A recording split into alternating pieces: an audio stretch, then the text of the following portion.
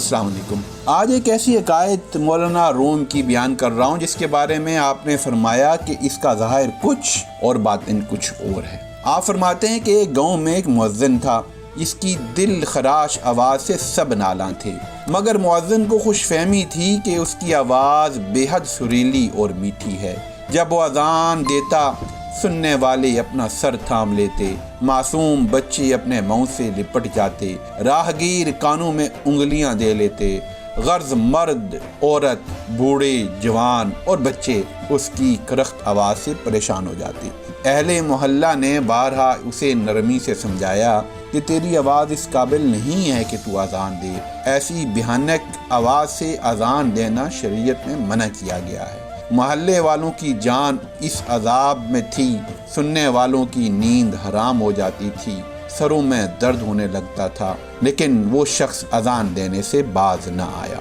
آخر تنگ آ کر سب نے صلاح و مشورہ کیا کہ کس طریقے سے اسے مسجد سے فارغ کرنا چاہیے۔ سب نے دل کھول کر مؤذن صاحب کی مالی خدمت کی اور عرض کرنے لگے کہ آپ کے لحن داؤدی سے ہم بہت مستفید ہو چکے، آپ نے بہت خدمت کی، اب کچھ عرصہ آرام کیجیے۔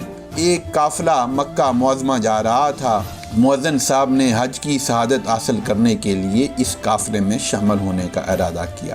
سفر کی پہلی منزل میں قافلہ ایک ایسی بستی کے قریب جا رکا جس میں زیادہ آبادی کافروں کی تھی۔ عشاء کی نماز کا وقت ہوا تو اس مؤذن نے اللہ کا نام لے کر اذان دینی شروع کر دی۔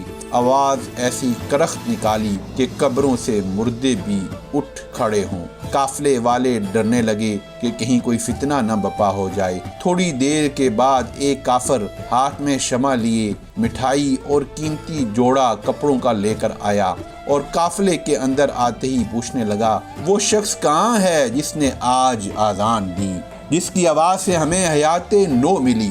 قافلے والے اس کی بات سن کر حیران ہوئے۔ کافر نے مسکرا کر کہا کہ میں اس کا شکریہ ادا کرنے کے لیے حاضر ہوا ہوں۔ پھر اس نے تفصیل بتائی کہ میری اکلوتی لڑکی ہے، نہایتی حسین اور جمیل ہے اور نازک دماغ ہے، مدت سے اس کی آرزو تھی کہ مسلمان ہو جائے۔ ہم اسے برابر سمجھاتے رہے کہ یہ خیال چھوڑ دے، اپنے باپ دادا کا مذہب نہ چھوڑ، مگر اسے کوئی نصیحت کارگر نہ ہوتی تھی۔ اسلام کی محبت اس کے دل میں جا گزین ہو چکی تھی، اس سبب سے ہمیشہ پریشان اور خوف زدہ رہتے تھے، مگر آج مؤذن کی آواز نے وہ کام کر دکھایا جو ہزار نصیحتیں بھی نہ کر سکیں۔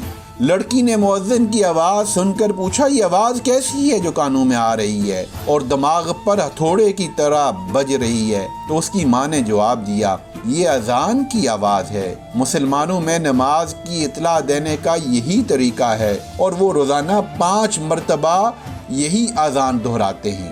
اس کے بعد لڑکی نے مجھ سے بھی یہی سوال کیا تو میں نے بھی یہی جواب دیا کہ واقعہ یہ مسلمانوں کی اذان کی ہی آواز ہے۔ اسے یقین آتا ہی نہیں تھا۔ میں نے اسے کہا، دیکھو قریب یہ مسلمانوں کا قافلہ ہے جو حج کے لیے جا رہا ہے۔ اس نے جب اور لوگوں سے پوچھا اور اس بات کی تصدیق ہو گئی کہ یہ مسلمانوں کا ہی پڑاؤ ہے تو اس کا خوف سے رنگ زرد پڑ گیا اور ہمارا دل سرد ہو گیا۔ اس نے اسی وقت طے کر لیا کہ اب وہ اسلام قبول نہیں کرے گی اور ہماری ایک بہت بڑی مشکل حل ہو گئی۔ ہمیں واقعی آپ کے مؤذن کی آواز سے بہت راحت پہنچی ہے۔ اب میں اس مؤذن کا احسان مند ہوں اور شکریہ کے طور پر یہ نذرانہ اس کے لیے لایا ہوں۔ پھر وہ کافر مؤذن سے بغل گیر ہو کر دعائیں دینے لگا اور کہنے لگا، جناب آپ میرے محسن ہیں، آپ نے آج وہ احسان مجھ پر کیا ہے کہ ساری زندگی آپ کا غلام رہوں، تب بھی شاید اس کا بدلہ نہ چکا سکوں۔ اگر میرے قبضے میں کسی ملک کی بادشاہت ہوتی تو میں آپ کو اشرفیوں میں توڑ دیتا۔ مولانا روم دراصل اس حقائق سے یہ بیان کرتے ہیں کہ اسلام کو بعض اوقات بڑے بڑے دشمن اور کافر بھی وہ نقصان نہیں پہنچاتے جو اسلام کا نام لینے والے خود پہنچاتے ہیں، خصوصاً جب وہ ایسے کام شروع کر دیں جن کی ان میں صلاحیت اور اہلیت نہ ہو۔ جب علماء میں عمل نہ رہے، سجادہ نشینوں اور تصوف کی بات کرنے والوں میں تقویٰ اور طہارت نہ رہے، جب دعوت دینے والوں میں حکمت نہ رہے، اور جب اذان دینے والوں کی آواز میں وہ چاشنی نہ رہے، تو ان کا دین کے لیے کیا گیا کام دراصل دین کے لیے نقصان کا باعث بن جاتا ہے۔ بہت شکریہ۔ السلام علیکم ورحمۃ اللہ۔ اگر آپ کو ہماری ویڈیو اچھی لگی تو چینل کو سبسکرائب کر کے بیل آئیکن پریس کر دیں تاکہ ہر آنے والی نئی ویڈیو آپ تک بر وقت پہنچتی رہے۔ شکریہ۔